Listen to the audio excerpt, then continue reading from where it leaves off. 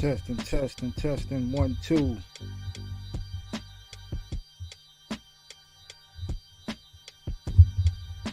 Welcome to another episode of the Parry.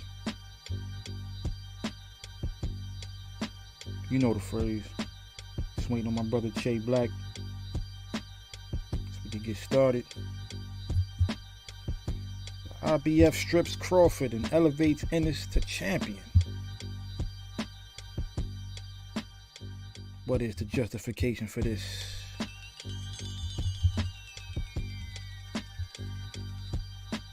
don't know. We're going to talk about it, but on your way in, please jab that like button, uppercut that subscribe button, and go ahead and lead hook that share button. Feel me? You can follow us on Twitter, Instagram at the Parry 101. And I believe we got a TikTok now, but I'll let Chase speak about that. I don't even know the handle for the TikTok and all of that. We on TikTok too, at the Parry 101 something. Dot 101. I don't really remember. But we all over social media now. You can search the Parry on Facebook. We a private Facebook group. You gotta be allowed in to come talk boxing with us. That's what it is. I'm gonna go ahead and get us started before my man Blicky into the room. Go ahead and dead this real quick. Peace.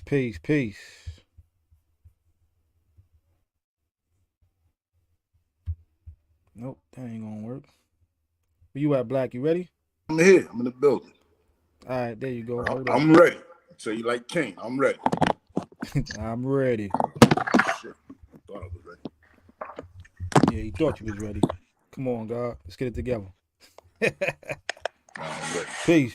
Peace. Welcome to another episode of the Parry. What happened? Snap crackling? Snap crackling.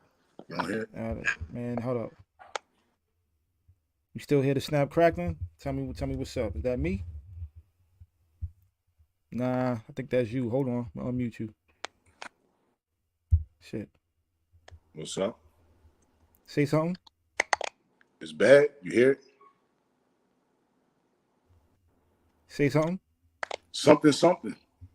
Yo, it's only snap crackling when both our mics are unmuted. Because when I mute my mic, I don't hear it. And when I mute your mic, I don't hear it. Okay. I just use the computer, that's all.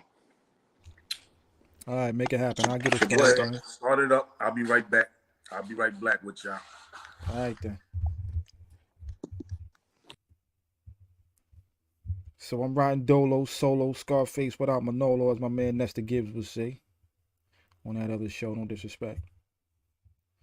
But yeah, once again, welcome to another episode of the Parry, where we don't pull and duck no punches.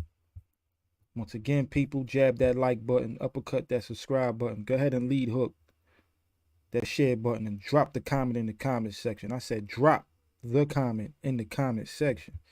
You feel me?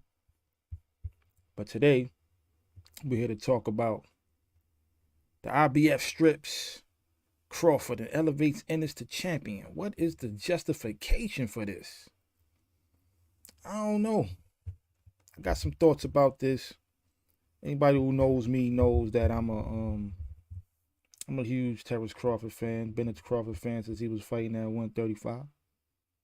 Moved up to 140, dominated. 147, dominated. Probably go up to 154 and do the same thing. And I like Boots. No disrespect. I'm a big fan of Boots Ennis. I think talent-wise, man, he's something special.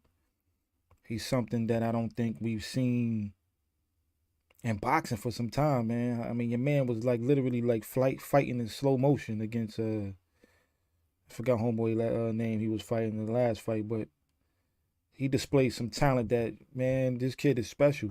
No question about it. He's he's a switch hitter, like Bud Crawford. Got power, seemed to have power in both hands. His defense is excellent, slick, fast. Footwork is top notch. Appears to always be in shape. Never see the guy out of shape. Similar to Bud Crawford, like he lives the lifestyle of a champion. I feel without the IBF elevating him, he would eventually become champion. I don't think there's really no stopping this man when he gets to that level. But the question is, was it justified for the IBF to strip Crawford, and elevate who I believe was the interim champion in Boots Ennis to the actual champion? I don't know if there's any justification for this, but maybe you guys see it differently than us here at the Parry. Maybe even me and Shay Black may see it differently. But I don't really see that this was justified. And I'm gonna save my points for when Shay Black comes back and get himself set up. But I don't like it. I'll just say it like that. I don't like it. No disrespect to Boots. I mean, you're gonna have your time, you're gonna have your shot, but considering that Bud Crawford is about to rematch Errol Spence Jr. once again, I feel like it's only right that he holds on to them belts until he's done, win or lose. You know what I'm saying? I think that the rematch is happening at 154, and for them to take his belt after, I'm gonna save my points. I'm gonna wait on Black to get back, but I don't like it. I don't like it, man. If y'all feel differently, man, drop your comment in the comment section. Let us know how you feel about it. Is it justified for the IBF to do that? Especially considering when you got other champions out there, other undisputed champions out there, who are not fighting mandatories or, fighting cherry picks. I ain't gonna name no names. Yeah, man. There's other fighters out there, that don't get the same treatment. I guess how Dante from Dante's Boxing Nation said, it's a list. I forgot how he phrases it, but the coincidental list. Yeah, fighters on a coincidental list, they get the benefit of the doubt. They get to hold on to their belts and not have to fight mandatories or anything of the sort. You could cherry pick and get out the ring, stay out the ring for certain amount of time and not get penalized and not get stripped. But if you happen to be on a non-coincidental list, you happen to don't have the complexion for the protection, as my man Dante would say, you get treated differently. So, but yet instead, Boots Ennis is up and rising superstar, soon to be in this sport. Bud Crawford is the man at 147, knocked out every opponent he's faced, including the former IBF champion and Errol Spence Jr., the truth. So how is this justified? How is the IBF going to strip the man who knocked out their champion? Not just knocked him out, but dog walked him. And find justification in taking his title from him and elevating Boots Ennis to the actual champion.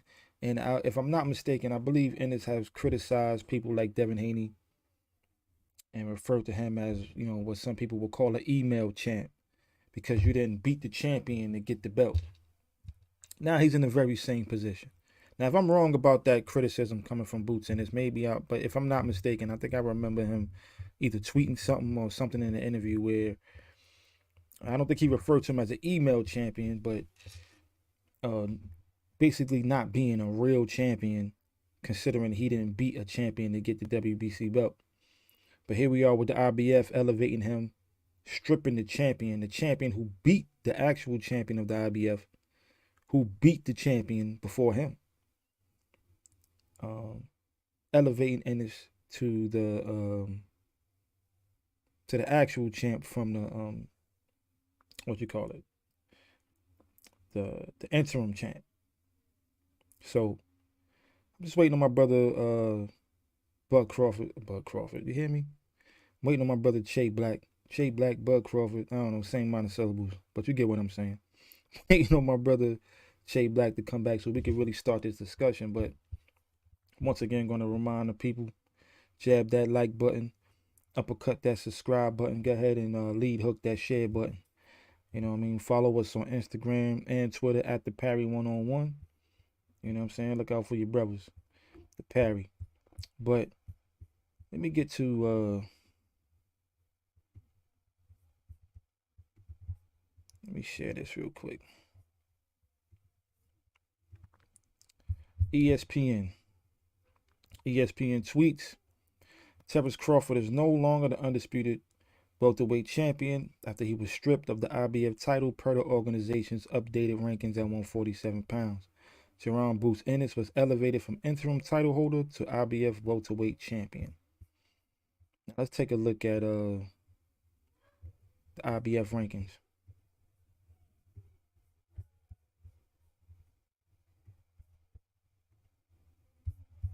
Now, as you can see, they even got the other title holders in the other divisions ranked up top right there. You see WBA, WBC, WBO champion is Terence Crawford. In their rankings, but they elevated Boots Ennis at the top, Boots Ennis, as their champion. The number 1 and number 2 slots, nobody's rated. They don't even have Terence Crawford ranked. What's the justification for this?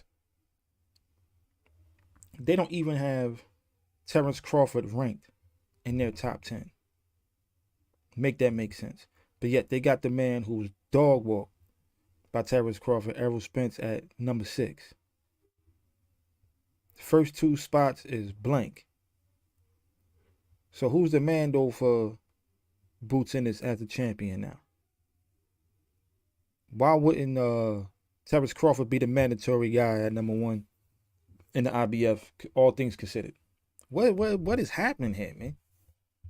What is going on with the IBF, their rankings, and what justifies them in stripping the belt from Terence Crawford? I think this is wild. I think it's wild that they don't even have him.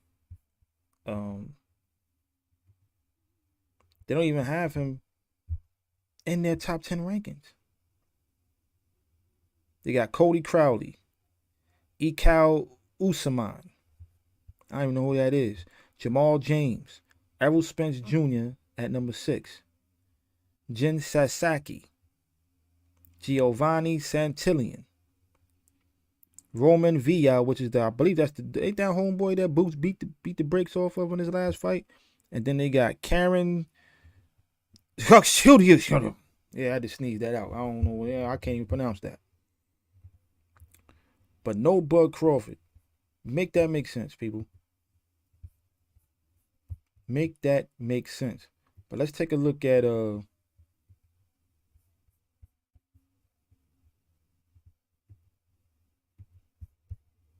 here's the champion.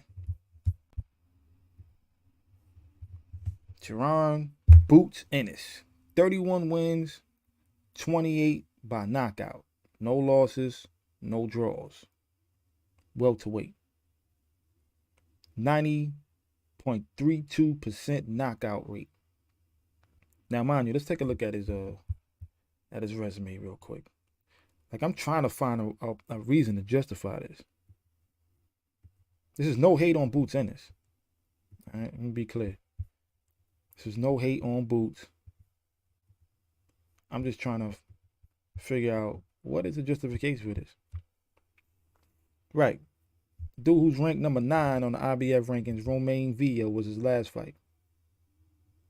But he dog walked him, knocked him out in the 10th round. The number 10 ranked, Cameron, excuse me. He dog walked him, beat him by decision. Custio Clayton, Thomas Delorme, Sergey Lipinets, he's a good fighter. Chris Van Heerden, Juan Carlos Abreu, and man, don't get me messing nobody's name up. Those are his last. What's that? Hold up. Those are his last 1, 2, 3, 4, 5, 6, 7, last 8 fights. If I'm not mistaken, none of these guys are world champions. None of these guys are even former world champions. And I'm not saying these are a bunch of soup cans he's beating up, because Van Heerden is a decent guy. Sergey Lipinets, Thomas Delorme, it's a decent fighters. Romain Villa, power puncher. I thought he would give Boots a little bit of problems, but he got dog walk.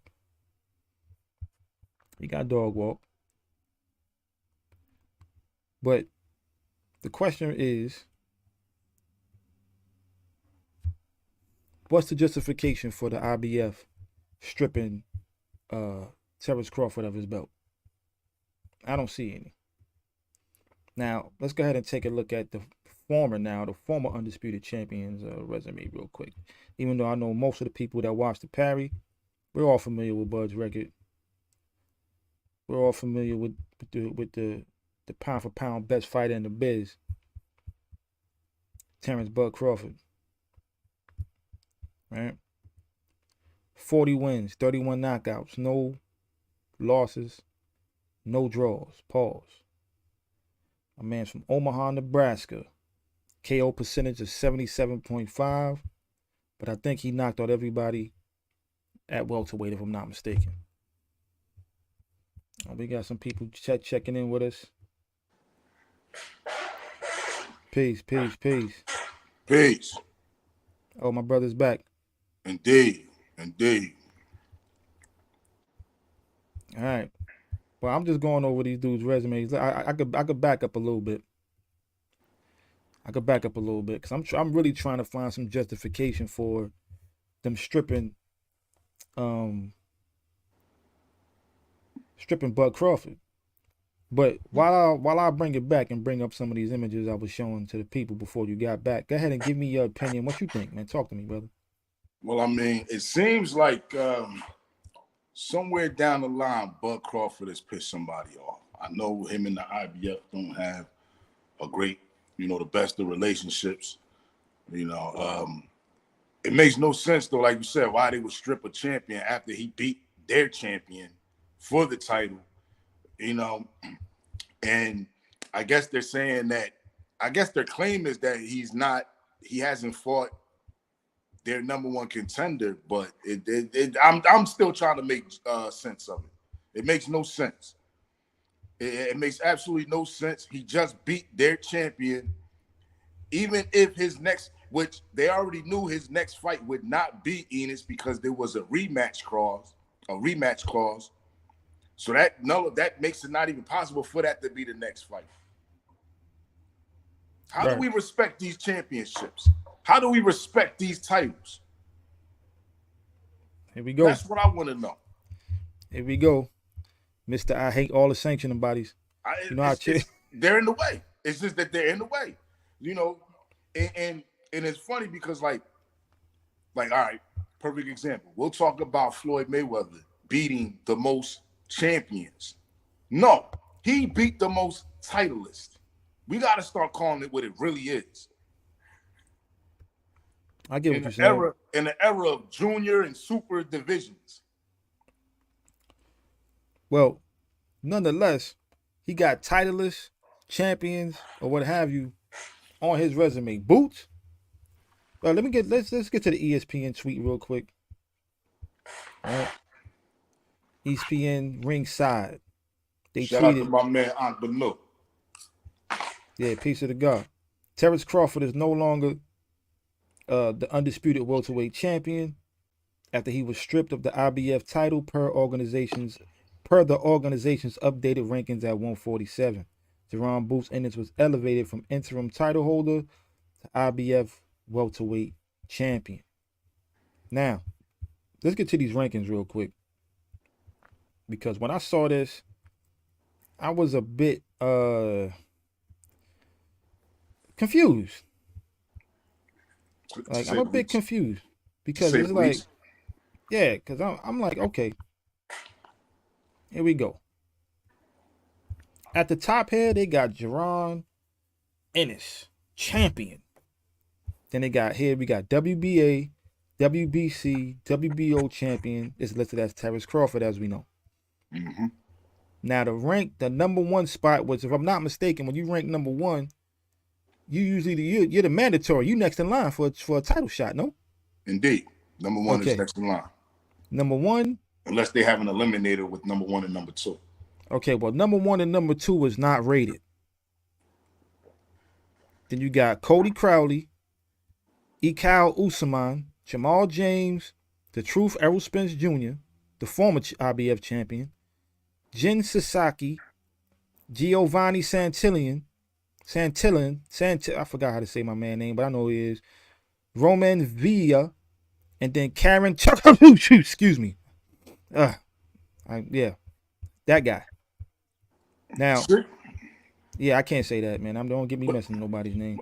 But you see the problem, though? So now you're telling me that we have a new IBF champion in the welterweight division who won the title without fighting a champion. So basically, we're supposed to respect Ennis as a champion now, as a world champion, without winning a title in the ring. Well, and I'm supposed to respect the IBF as a championship. But let's look at, this is the same sanctioning body that got caught. Their president got caught taping $100,000 in bribes to his leg. I mean, this is the same sanctioning body. So basically, you saying Bud Crawford ain't cutting the check, huh? What happened? You know, apparently, like someone mentioned, like the brother mentioned in the comments, you know, he said some shit after the showtime, you know, after the fight, you know. I guess he pissed off the sanctioning bodies over there. Well, we know that Al Heyman and his stable of fighters, they pretty much, and especially in the welterweight division, man, they had all of those belts was on that side of the street, right?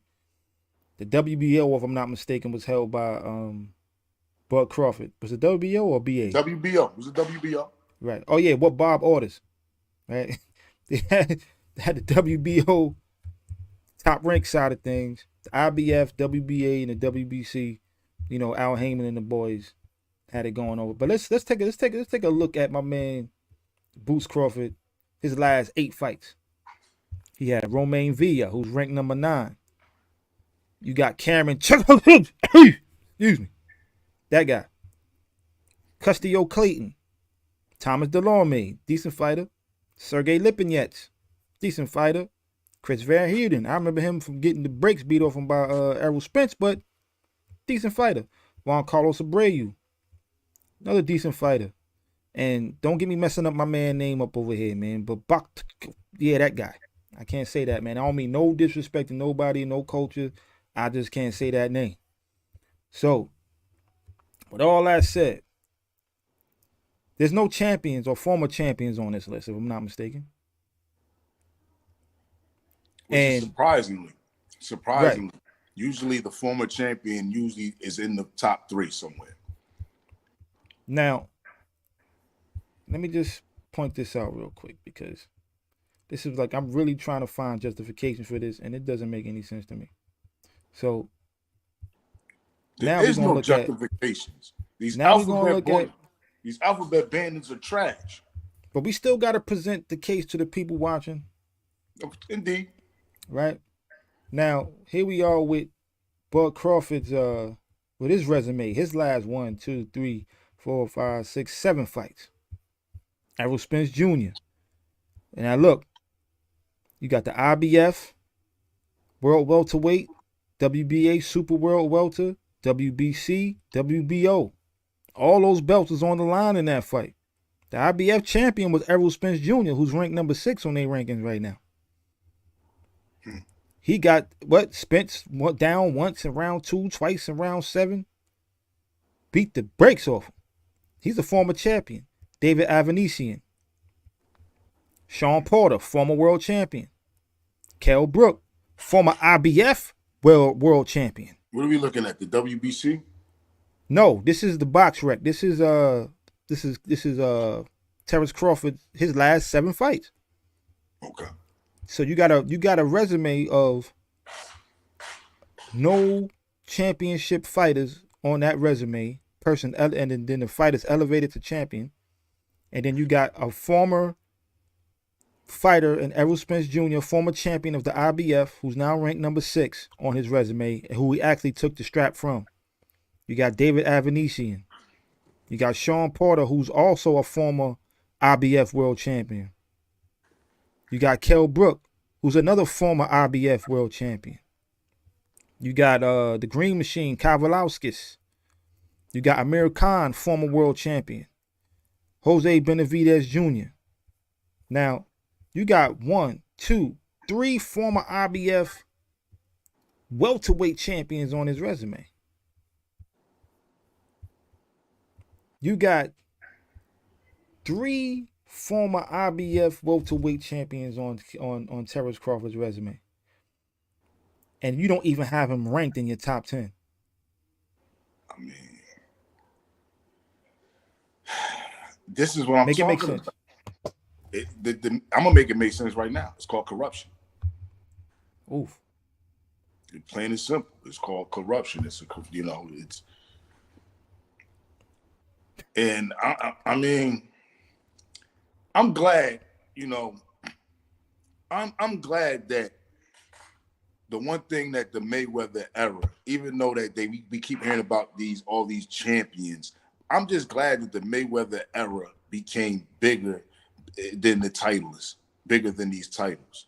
It didn't matter. Mayweather was the champion with or without their title. You understand what I'm saying? So I'm starting to see that in the last 20 years in boxing, we're seeing a bigger case of the fighters making these championships, the fighters making these titles, and in a lot of cases, the fighters being bigger than these titles. I remember when Lennox Lewis defeated Evander Holyfield and took the WBA and the IBF strap, and his mandatory, I believe, was John Ruiz at the time. His immediate mandatory was to fight John Ruiz, and he was stripped of the WBA. And then I think then he was supposed to fight Chris Bird for the IBF, and they stripped him of that, just leaving him back with just the WBC again. However, Lennox Lewis was able to recognize that he was the champ, and these titles didn't make him, or didn't make people look at him any lesser, him not having these titles anymore.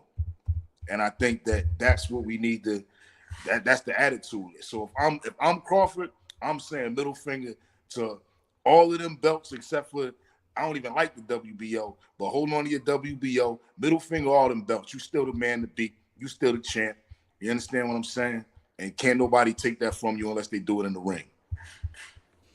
Hold up.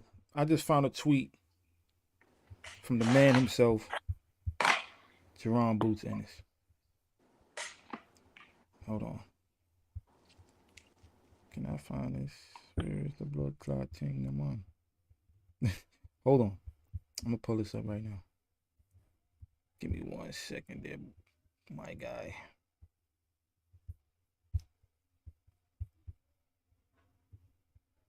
Let me figure this out.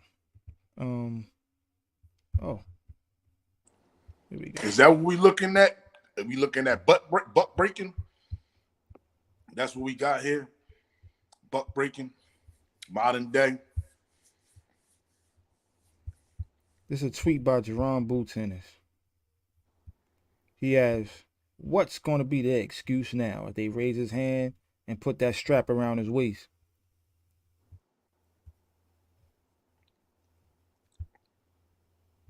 You shouldn't get a belt unless you beat the champ. I rock with you. This is where the term paper champion comes from. But now they got email champ. That's what they saying now. Oh, he's the email champ. That's what. See, now this is what I was talking about earlier before you came back on.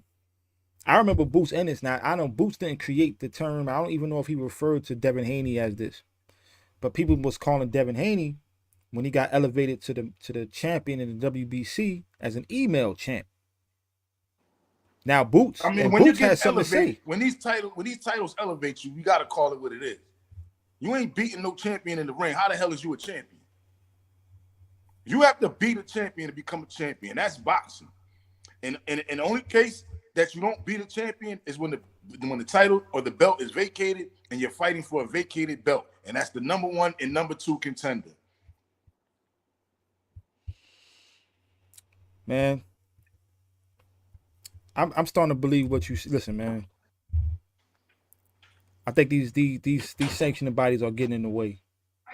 This really, this really upsets me. You know what I'm saying? If I'm being honest, this whole thing about stripping Bud Crawford for his IBF championship is upsetting to me.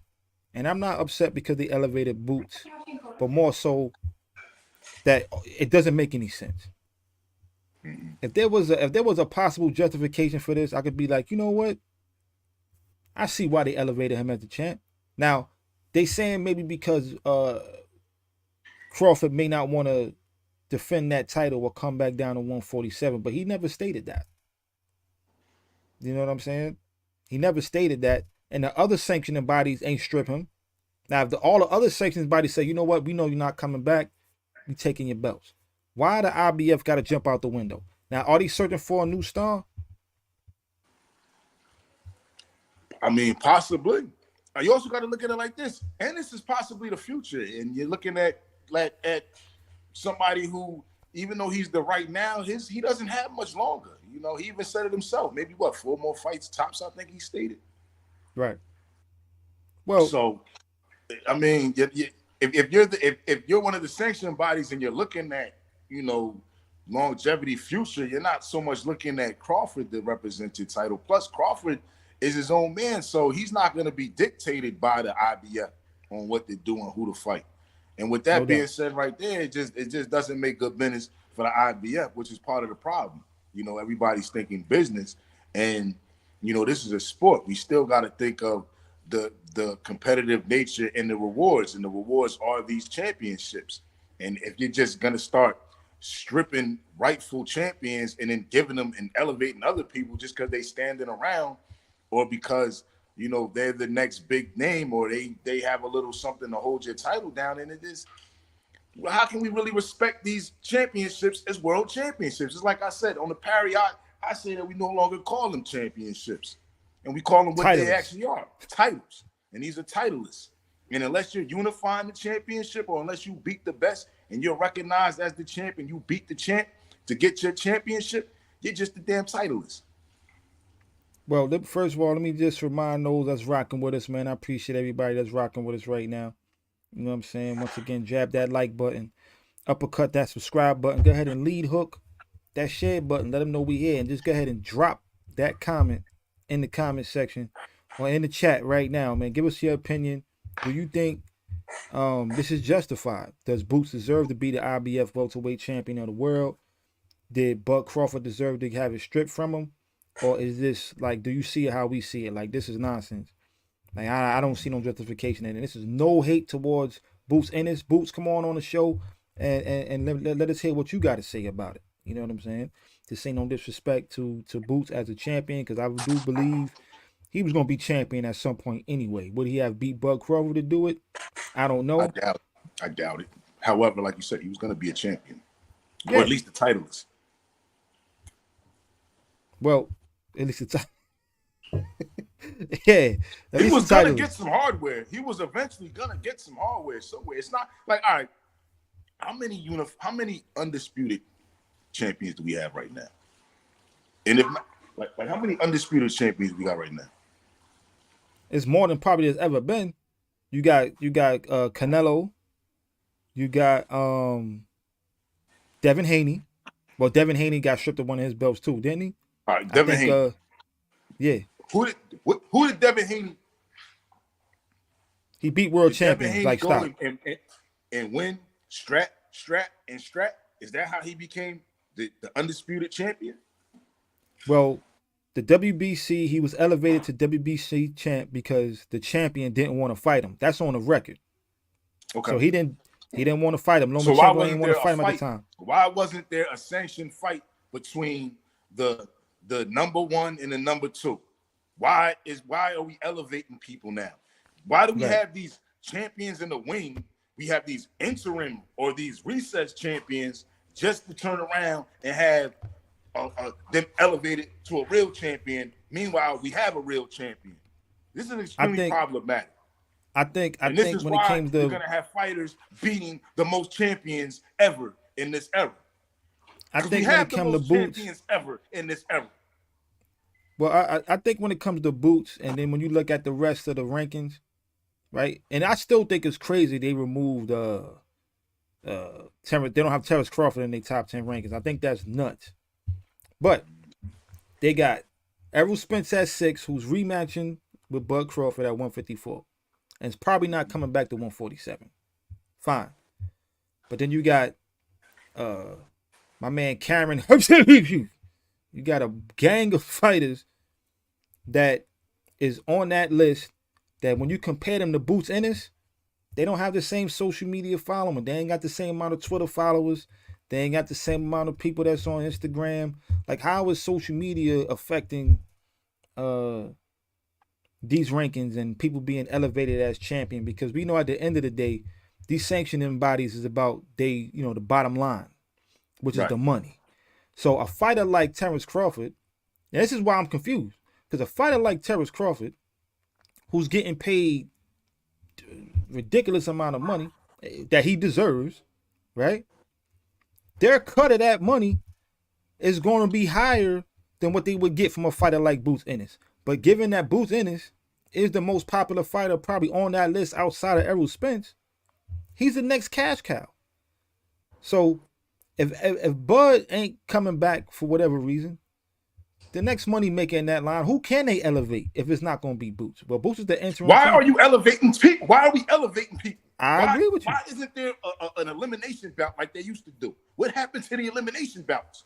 Why are we elevating anybody to a goddamn champion? This is what I'm saying. This is the era of the email champion. For real, for real. Yo, Jay Black is fired up. He's fired up Because we keep talking about who are we gonna elevate? Nobody. We're gonna have a fight, and we're gonna see who deserves the title. We're not gonna have all these goddamn paper champions floating around. If we being I think, all right. Well, for the sake of argument, Boots already beat 2, if not more, of those people on that's ranked in the top. Well, really the top 8, because the top 2, 1 and 2 is not listed.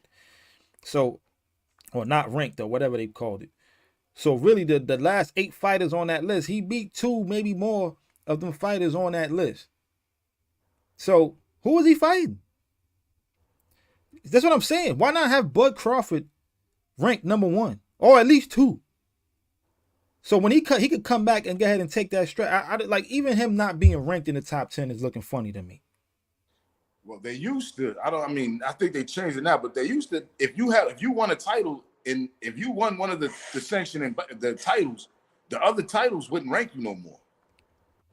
That used to be a common practice. I mean, I don't know about now, because now they allow you to hold the WBO strap. Well, before, the WBC and the WBA, holding the WBO strap you would have to pick. First of all, yo, hold up. Shout out to Nubia, man, for the hat, man. I don't know if you can see that. G-O-D in the flesh. We can't see. You That's all right. Up. You gotta get it right. You gotta get yourself a green screen. I do gotta get a green screen. I'm working on that, man. A step at a time, man. But the more followers we get, maybe I can get ahead of, you know what I mean? Come on. You know what I'm saying? Help me out. Help me get a green screen, people. You feel me? I ain't asking for no money, man. I'm asking for some subscribers. You feel me? Show me some love. Make me feel like I need to go out there and get a green screen, man. You know what I'm saying? But I'm doing my best, man. I'm trying to work it out. But yeah, shout out to Nubia for the hat, man. I love this hat. I think I'm gonna wear this every episode, man. G-O-D in the flesh. You know how we do. Anyway, I was about to ask you, man. Now, all right, so what's next for Boots? He's now the IBF champion. I don't want to see no Staniosis fight, man. I don't want to see maybe Virgil Ortiz, but Virgil Ortiz moved up to 154 because he's having some health issues that caused him to move up in weight. So, what's next for Boots? What would satisfy? Because again, I feel like this is not justified, but it is what it is. So, what's next for Boots? What would make you feel like Boots deserved that championship in his next fight? If you fight, the only thing that'll make me feel like he deserves a champion in the next fight is by beating Bud Crawford the rightful champion. But if Bud Crawford, if we're going to look at an alternative to that, there has to be either some type of a tournament or an elimination bout. It's just that simple. Or have an elimination bout, and then maybe the fight, fight for the vacated title. But all of this just elevating somebody because this person ain't the champion no more. The first time I ever seen that happen was when Lennox Lewis got elevated to the WBC after beating, he beat Razor Ruddock, but they retroly gave him the WBC after Riddick Bowe a month later put the title in the trash. And how long did people, like, Lennox Lewis didn't really, to me, in my opinion, Lennox Lewis was not the champion in the heavyweight division until he beat Evander Holyfield in 2000. I feel the same way. I feel the same way about that. But hold up, though. Speaking of Razor Ruddock and James Toney are fighting tonight. Yeah, you heard what I said. James Toney and Razor Ruddock are fighting tonight in Kingston, Jamaica. If anybody watching that on Triller, I was going to post some pictures on our Instagram and in the Parry group of how these brothers is looking right now.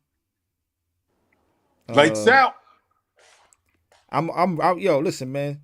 My roots is from Jamaica. My roots is from the island of Jamaica, man. That's where my people come from. You know what I'm saying? My father's side of the family. You know what I mean? Yo, but I'm, lights out. But lights out, man. Lights out. Lights out. I really feel like no matter what era they fought in, whether as old men or as young warriors, man, I don't see him beating James Toney on any level. You know what I'm saying? But shout out James Toney, man. Good luck to that brother tonight. And I ain't trying to diss Razor Ruddock, man, but man, my man Mike broke your jaw, man. That's all I'm saying. So last time I remember seeing Razor Ruddock, Tommy Morrison had him on his back. Flat. Nah, we pro James Toney over here. I'm just saying. Absolutely. Lights out. You know what I mean? But I can't believe they fighting tonight. James Toney, Razor Ruddock. If anybody watching that fight on Triller tonight. Prediction. How you see that fight playing out? Prediction for the fight. I honestly, like real talk, I see James Toney winning. Okay. But is how it looked, how the win looked. You got both of these dudes are grandfathers, I'm sure. That's a fact. That's a fact. So it's really about like I don't mean no disrespect to James Toney or Razor Ruddock, man. I'm not paying for that. I'm not paying for that. It could be exciting though. It could be exciting though. All right. Was Roy Jones, Mike Tyson exciting? This is an exhibition? Is this an exhibition? Yo, nobody's sanctioning this fight. That's why he's fighting in Kingston, Jamaica. That doesn't mean it has to be an exhibition, though. It can still be, No, it is an exhibition. That Triller. Fight. No, it's an exhibition, but they actually fighting. It's like Tyson, Roy Jones. Yeah, was that entertaining? Tyson wasn't trying to hurt Roy. Was that entertaining? Is my question. Tyson Roy? Yeah. Only because it was Tyson Roy. Man, that fight wasn't entertaining, man. Stop. I don't care who it was. No, you said only because it was Tyson and Roy. Yeah, just the fact that we're seeing them two in the ring. Just the fact that I seen them in the ring, that was entertaining enough. That's all I needed. Hold on, man. I think I'm commentary. I'm gonna do something I really want to do right now. That shit was hilarious, man. Hold on 1 second, G. I'm gonna do something I really don't want to do right now. But Snoop said they look like uncles. Funny, yeah. It was a circus show. It was a circus show, but no. I'm sitting in my son's room, man. Just so y'all know, man. So don't jump me by the bunk beds. I ain't in prison or nothing. You know what I'm saying? Like in my son's room. The halfway house right now. You know I don't like showing people my crib. You feel me? None of your goddamn business. But that background was kind of annoying me. My face kept disappearing and all that, man. So it is what it is. You know what I'm saying? But if that was my bed, I got the top bunk. Goddamn it. You know what I'm saying? Anyway. Yo, nah, but I feel though, back to the Boots Ennis thing though. I feel like what would make me feel better about him being elevated as champion I want to see you in there against a former champion, man. I mean, I know Sean Porter is retired, but that'd have been a good fight. Keith It'd be a Thurman, great fight. Danny Garcia. One of them guys that actually had a strap. I'll even settle for a Kell Brook.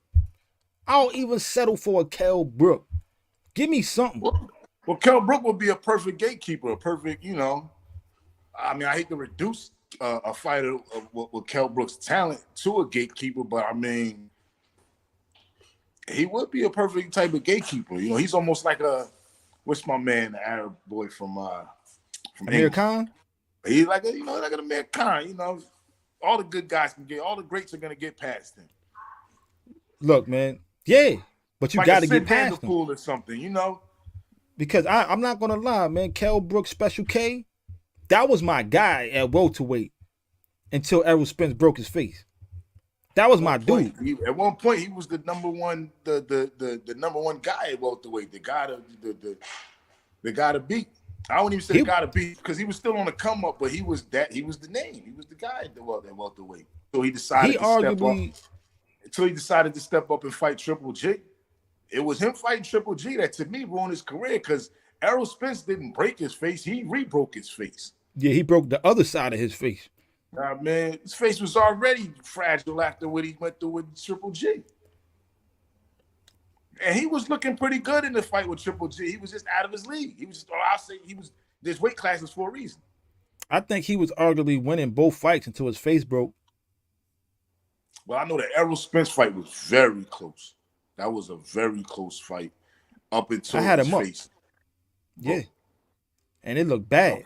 But Triple G, yeah, man. But anyway, I need to see Boots in there against a former champion, somebody who held the strap, somebody who had a name, somebody who in their career made more money than him. You know what I'm saying? Somebody in their career that actually beat somebody who beat somebody. Someone like a Thurman. I would love to see a Keith Thurman Boots in this fight. Maybe a Garcia, Danny Garcia. I think, all right, if you want me to pick between the former champions, other than Sean Porter, because I would love to see a Sean Porter Boots Ennis fight. I think that'd be a real test for him. Because if you ask, because he beat. From everything I've seen, I think that he can defeat him. Yeah. Yeah, look, I would favor him. I would favor him over Sean Porter for sure. I would favor him over Sean Porter. But that will be, considering the fighting style, they say style make fights. So I think that him in the ring with a Sean Porter because it ain't gonna be easy. I don't think none of them fights would be easy for him. But if I had the outside of Sean Porter, and I really like Keith Thurman, man. I was a big Keith Thurman fan until he started going up in the mountains in Nepal playing flutes. You know what I'm saying? You got me wanting to go put my bucket on now, son. So what you saying? EPMD style. Bucket season, fam. You already know. Yeah, look. It was either gonna be this or a bucket. You know what I'm saying? So I had to go with the Nubia hat. Shout out to Nubia. Somebody let Nubia know we looking for sponsorship over here on the show. We do commercials too. You feel me? You know what I mean? But anyway, outside of Sean Porter, and I said, I was a big Keith Thurman fan till he started going up in the mountains in Nepal playing flute. But Danny Garcia, the two Philly boys, that's what I want to see. Yeah, the fight for Philly. That's what I want to see right there. Pass the torch.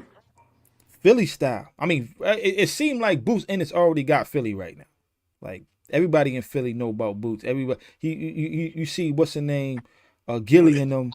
They ride with Boots hard. Pause. It's gonna be one of them things where, cause you got all them poppies coming out of North Philly. You know what I'm saying? And then you got the West Philly, all the brothers, and South Philly. That's gonna be some Philadelphia tribal shit if it do go down. That'd be a big fight in Philly. I think Philly deserves that fight. Huge fight, man. Bring the Spectrum back. Have it at the Spectrum. You understand what I'm saying? Philly being a fight town full of legendary fighters. Yeah, bring back the Blue Horizon. Bring back that fight. What I'm saying? Come on. Yeah. Come on. That's what I'm saying. And I got a lot of family out of Philly, man. You know what I'm saying? Philly, quiet as quiet. Man, Philly, one of my favorite cities. Period. Yeah. I always love Philly. Every time I go to Philly, but it's for different reasons. I'm married now, so. Philadelphia.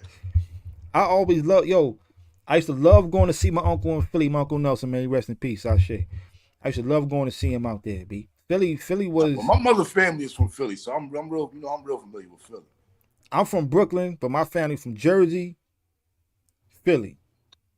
Like my East Coast, like my up north, my mom's side, we from the country in the South. But up north, cousins and everybody, they from Philly and from Newark. You know what I'm saying? From North Jersey and from Philly. Shout out my man Thomas too out in Philly, man. You know what I'm saying? I gotta get out to Philly and see some of my peoples. I got peoples out there in Philly too, man. You know what I'm saying? Some old friends. But that's a big fight for Philly right there, though, G. That would be a huge fight for Philly. So Boots Ennis, man. Put it on, put it out there, man. Call out Danny Garcia. Tell him bring his ass down to 147 to come fight for this strap. So you can go ahead and have Philly on your back. All the way. Definitely. No question. Yeah, no question. Because Keith Thurman playing flute. And Keith Thurman going to need like 2-3 warm-ups before he fight Boots. You think? Keep it a bean. Come on. No, I ain't going to say he need that. He going to say that. Oh, he going to say that. If he needs 2 or 3 warm-ups to fight Jerron Ennis, he needs to just retire. Danny Garcia is going to jump right in the ring with Boots right now if the money right. If the money got to be right, though, for Danny. That's all I know. I've never been a fan Danny ain't of ducking Danny. no smoke. He got a lot of gift decisions, in my opinion. However, I will say this, though. I have to admit about Danny, man. The boy he'll fight you. That's what I'm saying. He ain't ducking no smoke, man. It's about the bottom line for him. He's a true Philadelphian, man. Yo, I've been a big. I mean, I know I've been saying this about damn near every Friday we talking about, but I was a big fan of Danny Garcia. You know what I'm saying? No, I was never a fan of Danny Garcia. Your boy was getting gifts, and he was a little bit of hype. I went to go watch him. He was getting gifts. I was in the building. Gifts. He was getting gifts against bums on top of that. I was live in the building for Danny Garcia versus Sean Porter. I was in the building at the Barclays, live, watching it. I had Danny Garcia winning that fight straight on my scorecard. But it is what it is. It's a close fight. It's a close one. But I had Danny winning that fight. Yeah, my blackness had Porter winning that fight. Yo, man, I'm unbiased over here. You know what I'm saying? We unbiased over here at the Parry. No, that's a goddamn lie. No, we ain't. Nah, I'm gonna say this. We usually home team, but I like Danny Garcia, man. Stop. Danny Garcia.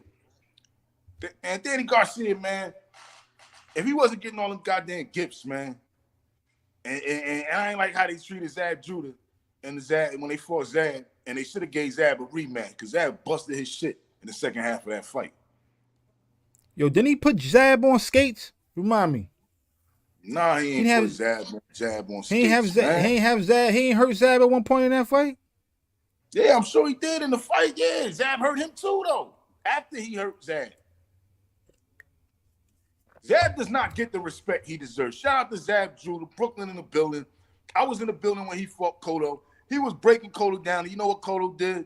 Hit him in the balls, like a dead cheater. Hit him in the balls. That's a Puerto Rican. Kind of like what Zab did to Floyd. Man, that's what the Puerto Ricans do. They hit you in the balls when they lose. Kind of like. Is that where he got it from when he hit Floyd below the belt? Who? Cotto? No, Zab. Zab?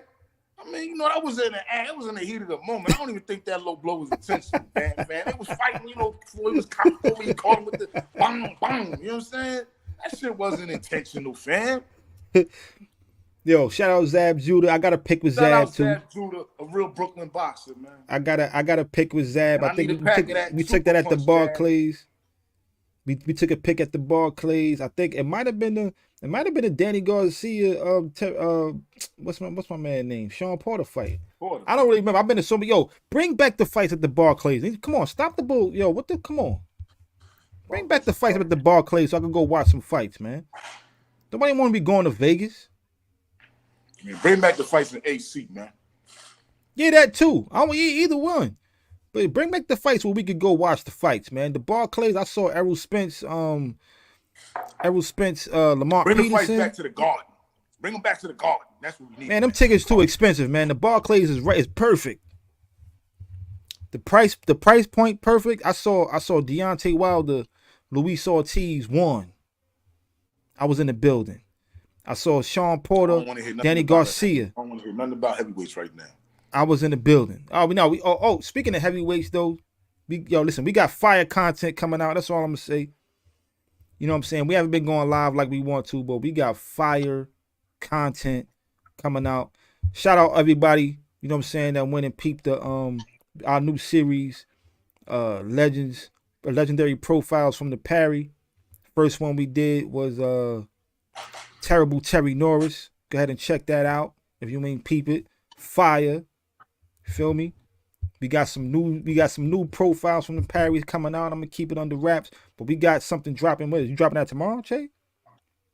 Indeed, we dropping the 10 greatest heavyweights tomorrow. Oh, you just go ahead and say it. All right, cool. Since you said it, I'm just saying. No, it's all good. I didn't want to spoil it. You know what I'm saying? I ain't want to drop the title or nothing. I just was gonna let people know we got some fire content. But yes, we got the 10 greatest heavyweights according to the Parry, which the only thing that really matters. Who else cares what anybody else think? Feel me? Indeed. We got a fire. Listen, hold up. I'm not even no bullshit. We've been working hard on this content. Shade Black. I added a little something. I put some seasoning on it. You know what I'm saying? But Che, yo, you did your thing, man. Hats off. I tip my hat to you, brother. You did your thing on this 10 greatest heavyweights, man. Like it's something spectacular. And I think you froze for a second. There you go. Nah, I'm just chilling. Yeah, the 10 greatest heavyweights. We dropping that tomorrow. What time we dropping that? You got a time? You drop that. We probably drop that midday sometime.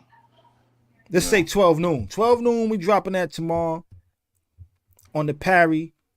You know what I'm saying? Y'all go ahead and check that out. I will be sending out links and all of this and that on via social media, TikTok, Instagram, Facebook, Twitter, wherever you rock with us at.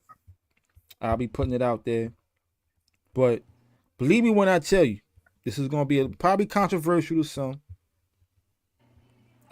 If I'm not mistaken, the first of all, we got a show. We doing a show on the 10 greatest heavyweights. So I don't want to be speaking too long about it, but all I'm saying is it's fire. Like the production, the presentation, the way it was put together, the editing and the splicing and all of this and this. It's top notch. And you got to give us our props. That's all I'm saying. You may not agree with the list, but you're going to enjoy the video. That's for sure. And be on the lookout for the next. Be on the lookout for the next legendary profiles from the Parry. Well, being that he go ahead and he putting it out there. First we did Terry Norris. The next one is Juan Manuel Marquez. That should be out sometime next week. Unfortunately, I had a little hiccup where I had to kind of anyway, but it's getting done. Profiles from the Parry is basically we profile unheralded and some legendary fighters. It's basically our favorite fighters and maybe some of yours. And some people may not be educated or really know about some of these people. So I'm just putting it out there, just profiling some of these guys and but the top 10 heavyweights is pretty much profiling a list of heavyweights, but it's really the list that's kind of the order in which I think some people be like, what? Especially number 10. I'm just saying. We're looking for controversy. So, we're going to hit y'all with that tomorrow. Make sure y'all look out for it because, like my brother Bomani said, shit is fire. Yo, I watched it. I done watched it 5 times already, beginning to end. So we're going to hit them with that tomorrow. We got some more legendary profiles, some more people coming up. We hit y'all with that. Like you said, we got Juan Manuel Marquez coming up. Legendary, probably one of the greatest Mexican fighters that ever lived. He definitely my is top in the 3 top Mexican 5. fighters. I got him top 3, but I know some people. Top 5. I got him top 3 for me. For me, Marquez. Yes. We're in the top 3. Is he just in the top 3? Is he 3 or is he 1? He's 3. He's 3? He's 3. Well, who's one? Who's one? Listen, he may be a future profile. That's why I don't even want to spoil it. But it ain't who you probably will pick to be number 1. I'm gonna tell you that. Look, the way we gauge and judge our list is a little different. You know what I'm saying? Indeed. Like Indeed. Where El for Finito me, from? He Well, not I didn't mean to Mexican? cut you off. I thought he was, but I don't want to be, Yeah, like honestly, I be doing that too. Like they find out they from he Argentina might be. somewhere. You know what I mean? Yeah, exactly. Man, I think he's Mexican. I'm pretty sure Ricardo Lopez was Mexican. Yeah. Damn, I'm ashamed of myself right now. You know what I mean? Being public, not knowing Ricardo Lopez being Mexican. Yeah, man. But I tell you who number 2 is. Barrera. Nah. Chavez. Okay. I got Chavez at number. Somebody like Sanchez must be number 1 or something. Come on. Man. Come on. Like, I mean, really, can we? You know what I'm saying? I think we may agree on that one. Yeah, nah, that's a good one right there. That's a good 1, 2, 3. That's a good 1, 2, 3. I don't know if I have Manuel number 3 though. Now I know he lost to Barrera. I know. Who? I know. Who, Manuel? Yeah. He got the win. They gave him the nod against Barrera. Well, wasn't it controversial? Hell yeah, Barrera beat that boy, man. I remember that fight, man. But look, Marquez to me, because to me, skill set counts in my book. It ain't always about did you get the win. He had more skill set. You think he had a more skill set than Barrera? Because Barrera was an excellent boxer, man. Listen, man. Look at how he defeated Prince. Marquez, though, that boy was different, man. I'm telling you, that skill set was different. He could brawl with you. He could box. And honestly, from a Mexican standpoint, name a better counterpuncher. He was probably the absolute best counterpuncher, and he threw at some of the craziest angles. Like, he was able to throw from the craziest position and angles. But I don't know if I would still put him more skilled. He might have had his arsenal might have been more. He might have had a more versatile or more. I don't even want to say versatile because Barrera could bang with the best of them. Who had more power, Barrera or Morales? I mean, sorry, Marquez. I would say Marquez. Right. Marquez had in the beginning. Marquez was knocking motherfuckers' dick in the dirt. Who had more power? Who had more power? I'm saying Marquez had more power. Again, you see what I'm saying? Like I said, skill set to me, it means something. Who had the smarter IQ? In the ring. I ain't talking about against the bag. In the ring. Well, I get that to Barrera, without question. Okay. I get that to Barrera, but because honestly I feel like it shouldn't have took 4 fights against Pacquiao to put him, you know what I mean, to give him a nap. To give him he almost got slept in that fight, and he got dropped in 3 of the Pacquiao fights. Yeah. But so I mean, that was the knockout of the year though, when he put Manny face down, planted him, and he turned him into a meme. Nah, he destroyed Manny right there. That was definitive. And then he said, "We're never fighting again." And then he said, "I'm never fighting you again." I never think I cheered that hard for a Mexican fighter ever. When he knocked out Pacquiao, I wanted him to beat because I felt he lost. I felt he won. I don't know if it was the first one or the second fight. He won the second one and the third one. For real, I felt like he got robbed. I felt like he could have won all 3 of them if you want to get technical. So it's just that the 3 knockdowns in the first fight, I felt like Pacquiao should have actually got the nod. Right. He actually should have got the nod. However, rounds though, Marquez won like 10 rounds in that fight. Yo, 9 or 10 rounds in that fight. It was I them felt 3 like he knockdowns. kept getting robbed. I felt like he kept getting robbed. So when he put Pacquiao, when he shut his power off, put the lights out, yo, bro, I went crazy. And then he I don't lost think I his ever next cheered that fight. hard for Mexican fighters, huh? No, he didn't lose his next fight, but he had already lost to what's his name by then, right? To Floyd. Not Floyd. Who? It's a little bald headed boy, man. Bradley. Who? Bradley. Oh, yeah. That fight happened already. And Bradley beat his ass too. Yeah, he did. Timothy Bradley, look, he may end up being a profile from the Parry. I don't know, maybe. He was all right. Nah, you don't make that face. Timothy Bradley was a warrior, fam. Desert Timothy Storm? Bradley got a gift decision against Pacquiao, man. Not that And first fight. Pacquiao Stop. Nope. And then Pacquiao destroyed him in the rematch. Destroyed him. I scored it. Maybe because I know you did because you're biased. Your scorecards is biased, always. Yo, come on, fam. Nah, don't put me like that. For him, but he didn't win that fight. Nobody thinks he won that fight. I'm gonna just be honest with you. I don't know nobody who really thinks Bradley won that fight except for people who hate Pacquiao. Except for the people who hate Pacquiao. I'm not a Pacquiao hater. I just didn't like him. That fight. I rooted for him to win the fight. I'm not even gonna lie. I'm gonna keep it 100 with you. I even actually was happy that they robbed Pacquiao initially. Like initially, it wasn't a robbery, man. It was a close fight. I even cheered for the robbery. It was a robbery, brother. I'm sorry. It was a robbery. Yo, you know what? Listen, we talked about doing controversial decisions and fights. We got to throw that one on the list too, man, because I'm standing by what I said, man. Bradley won that first fight, man. Yeah, I know. Nah. I'm all right. I'm gonna be honest. Because I always go back and I watch the close fights. Like I'm standing on Floyd Castillo. Floyd won that fight. I don't care what nobody say.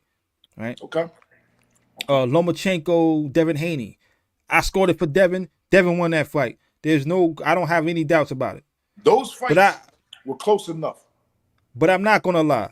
When I went back and watched Timothy Bradley, Manny Pacquiao, the first one, yeah, I was like, ooh.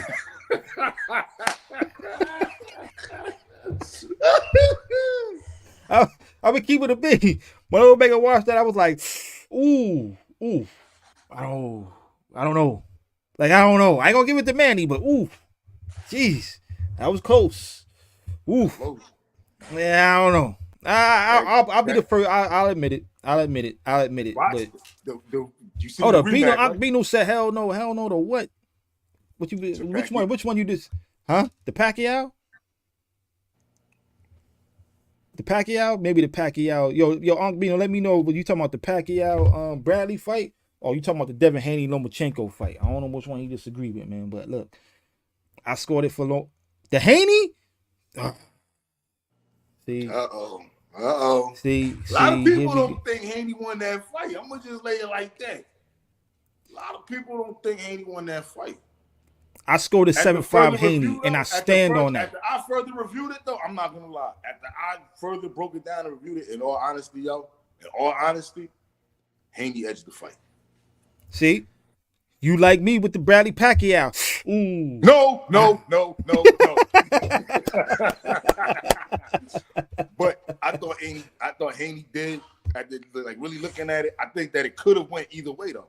I think it was one of them fights that there was like 2 rounds that was serious swing rounds, and depending on how you put those rounds is depending on who you saw win that fight. It was definitely 2 swing rounds, no question.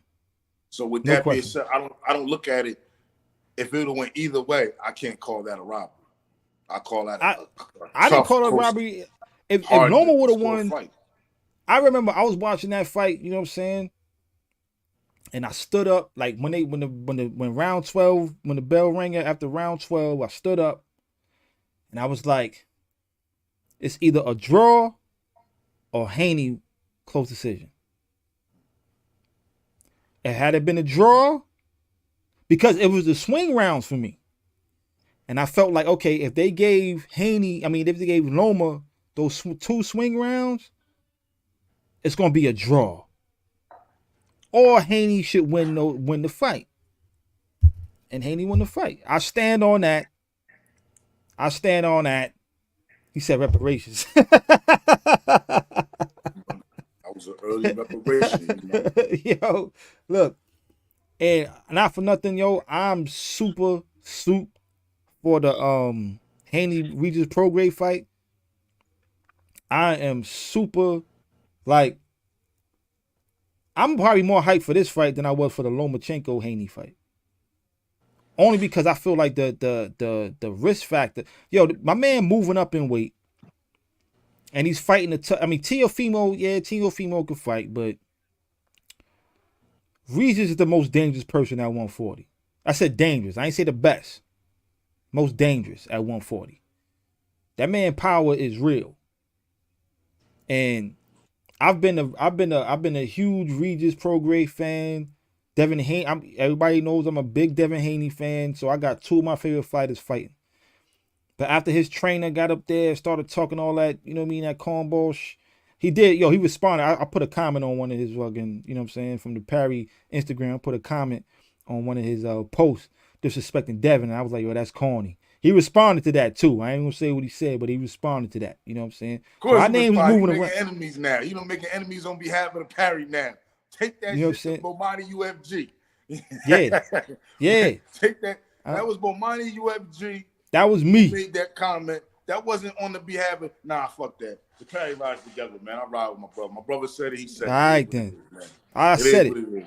I just thought it was corny what he said, man. You know what I'm saying? In regards to Devin Haney, he was like, yo, dude from private school or something shouldn't be acting tough. Yo, toughness ain't got nothing to do where you from. It's in your chest.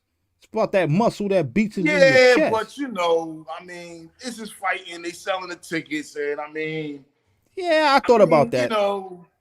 You know, I mean, I thought about that, but dude, you 59 years old. You 59 years old. I mean, you're a personal trainer. Streets, man. But you a personal trainer. You got Regis doing push-ups and pull-ups. You ain't holding mitts. You ain't breaking down the game plan. You making sure that his cardio good. You making sure that his strength is up to par by doing them pull-ups, sit-ups, and all of this and this. You ain't the coach. Man, sit your ass down. And don't disrespect my man Devin Haney. You on the team though. I respect it though. I respect it because if it was me and I was Devin Haney, personal trainer, let's say, maybe one day, you know what I'm saying? Monk Fitness, let's get it going. But yeah, maybe I'm his personal trainer. You know what I'm saying? I'm riding with Dev. Of course, I may be talking my shit too. You know what I'm saying? But what I'm not going to do is downplay how his parents brought him up. I don't know what just happened to Che Black. He dipped out. There you go. Yeah. I ain't going to downplay a black man that got homeschooled in all actuality. He wasn't in private school. He was homeschooled. You know what I'm saying? His father did a good job. And I think his father gave the best response you could possibly give to somebody trying to hate. I'm hearing the snap, crackling, and popping. Yeah, I know, man. After that, somebody tried to call me, man. They threw my phone off, man. You know what I'm saying? Yo. All right, snap, crackling, and popping is gone. All right, yeah. So now I'm here. Somebody had tried to call my phone. I'm using the phone right now, not the computer. Am I snap, crackling? You ain't have to. Yo, say something. I'll be right back, yo. 2 seconds. Yeah, it's snap, crackling. Yep, do your thing.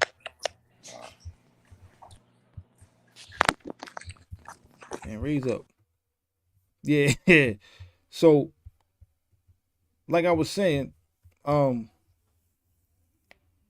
you can't downplay a black man who raised his son the right way. You know what I'm saying? Homeschooled him, supported him in his ambition to be a world champion, invested in him and his future. Because that should take money, man. That should take paper to put your kid in there with the best trainers in boxing. You think that shit was free to get him in the Mayweather gym? Hell no, he had to pay for that. Then take him down to Mexico. They from North Cali. Go all the way down to Mexico and get his son a professional fighting career. Beating up Mexicans in all types of bars in Guadalajara or whatever, man. And then you go and claim that this kid is soft? Nah, I disagree with that, man. You can't do that. You can't do that, man. But once again, let me ask people to please jab that like button, uppercut that subscribe button, and go ahead and hook off on that share button and drop the comment in the comment section. You feel me? You can follow us on Instagram and Twitter at the Parry 101. We on Thread, which is at the Parry 101 as well. We're on. Let me pull up the TikTok. We're on TikTok at the.parry.101 on TikTok. That is at, you know what? I'm just going to add that. You know what I'm saying? Let me do this real quick.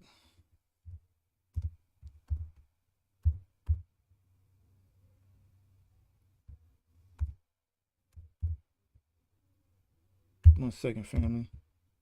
It's at the dot Parry dot 101. Oops. Fuck. 101. Yeah. So follow us on Twitter and Instagram at the Parry 101, TikTok at the.parry.101. And we on the Thread, which is also at the Parry 101, man. So rock with your boys. Again, if you on Facebook, you can find us in a private group. The Parry. You can search it in your search engine. Or if you know somebody that's friends with me on Facebook, man, just hit me up in my inbox. Put mine UFG on Facebook. And I'll send you the link to the private group on Facebook. But let me give some shout outs to people that's in the chat. My man Magneto. You know what I'm saying? Shout out to Unc Binu.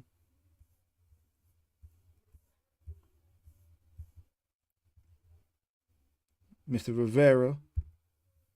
Peace. If that's who I think it is. What up, brother? And shout out to everybody else who in the, you know what I'm saying, who watching us live right now, man. Just go ahead and drop your name, location in the chat, something. You know what I'm saying? Let us know you here rocking with us at the Parry 101. We ain't been live in a minute, man, but we just been working on some fire content for the people. We got again, we got the 10 greatest heavyweights. Numbers 10 through 6 dropping tomorrow. That's part 1. Believe me when I tell you, it's absolute fire. It ain't like the other lists and other little, I don't want to say little, I don't want to disrespect no other channels and stuff out there. We got police cars or fire trucks or something driving by. But yeah, I don't want to disrespect no other channel out there, but you know what I'm saying? I think our list is not the best, not because of the way we rank them or order them, but in the presentation. My man Che Black really did his thing with this list, with this video. You know, I added some season on it. You know, I'm on the intro and I'm on the outro. But it's about an hour long. So if you got an hour, you know, you got an hour to kind of chill and watch something. Believe me, you don't want to miss this one. I watched it myself about 5 times already. Because it's just that good. It's just that good. My brother Che Black really put his foot in this one. You know what I mean? So be on the lookout for the 10 greatest heavyweights in boxing history. You good now, brother? Ain't no more snap, crackling, popping. We about to end it. We about to turn out now. Hold on. Hey, sweet, we'll give me some water. Let me be the first to compliment you on that bucket, fam. If you want to swap buckets, you know what I'm saying? I gotta. Hold on, who wants to ask what first? Yeah, sound like something broke. Sometimes you gotta lay down on the kids. I got the kids over here, man, of the future over here. I'm over here talking to the future. They up here making all this noise while I'm doing my podcast. They don't understand. I'm old school, so the belt comes off and you know? Yeah, thank you, sweet. Yeah, man. As we kick the door down and get up out of here real quick. Any final thoughts, my brother? Yeah, hold on. See this dude? Che Black. All right. I just want to say, going back to the initial topic of the show, we're talking about Bud Crawford being stripped of the IBF title, and just to reiterate my sentiment as far as the sanctioning bodies, I feel like the fact that we're celebrating a 4-belt era. 3 belts was already 2 belts too many. You understand what I'm saying? Or 3 belts too many. So with that said, I think that we need to get back to recognizing a champ, regardless of what the sanctioning bodies say, and regardless of how many titles are out there. We need to start getting back to recognizing one champ, whether it's Universal. I remember HBO and the Ring magazine were both in cahoots for a little bit of time, where they respected the same champion as a champion. They had the ring belt, which could only be won or lost in the ring. And, HBO was real supportive of that whole format of having one champion or one recognized champion.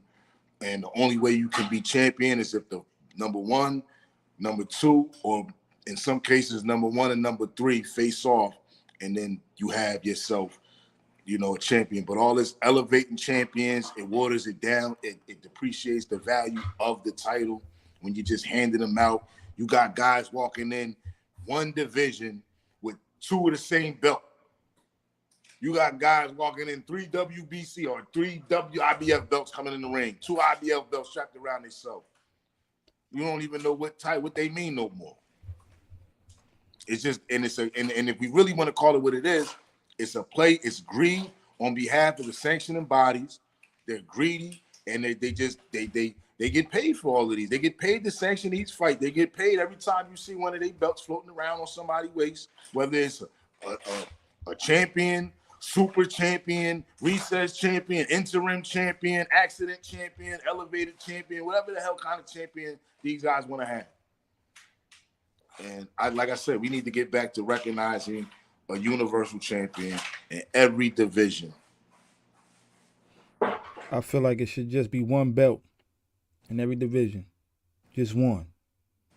You know what I'm saying? In order to become champion, you either got to beat that man or be ranked number 1 or 2 and fight for it when it's vacant. That's simple.